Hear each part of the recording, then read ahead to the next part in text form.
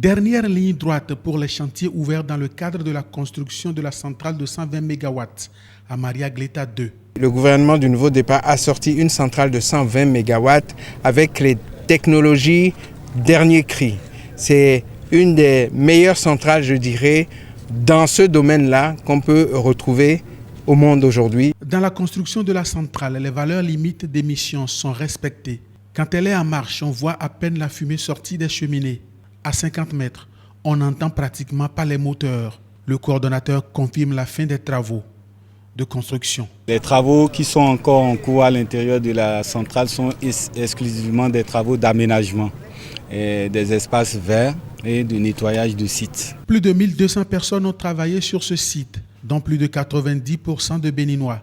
Le ministre en charge de l'énergie a tenu une séance de travail avec le personnel actuel de la centrale. Une séance achevée par le don à Dona Jean-Claude Oussou d'un tableau que le personnel a baptisé « Quand l'obscurité tombe sur le Bénin, Maria Gleta se réveille ». Les chantiers liés aux mesures d'accompagnement sont également visités. Pour ce qui concerne les 25 km de basse tension à installer dans la zone, les populations demandent déjà la deuxième phase. Nous sommes inondés de questions pour dire pourquoi c'est arrêté ici. Nous demandons la seconde phase. Nous constatons que ça c'est dit, c'est fait. La seconde phase sera donc réalisée. Les compteurs sont déjà prévus. Nous sommes en train de boucler le processus de mise à disposition et d'ici quelques semaines, les compteurs seront disponibles aussi bien pour ceux qui attendent depuis un certain temps, mais également pour les nouveaux clients. Nous avons fait une prévision de commande qui va couvrir 2 ans de besoins au moins. Au collège d'enseignement général de Hueto, 24 salles de classe, une infirmerie et la clôture sont en chantier. On veut remercier le président Patrice Talon à travers le ministre.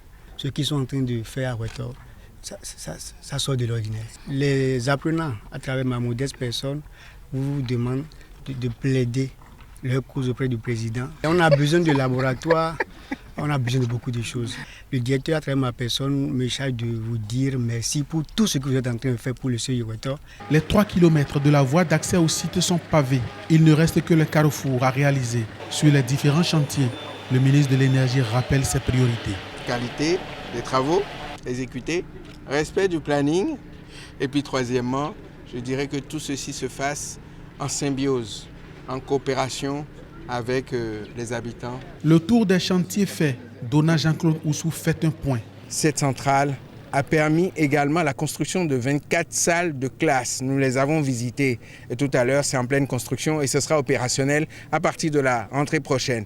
Nous avons vu l'infirmerie qui est en construction. Nous avons vu la route de plus de 3 km qui est presque achevée. Nous avons également 25 km de réseau basse tension qui va permettre une extension et une densification de cette localité pour permettre aux populations environnantes de mieux bénéficier de l'énergie électrique.